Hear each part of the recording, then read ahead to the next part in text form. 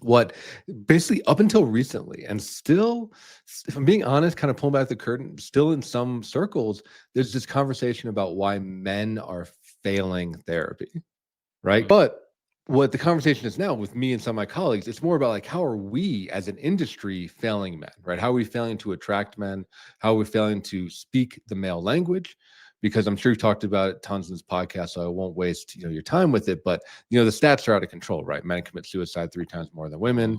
mm, Men's addiction is twice as much, right? Alcoholism is 4 times as much, right? I mean, men need mental health support, but we need to figure out how to attract them and how to speak their language and make therapy a place where it's not just healing, because I think therapy works, right?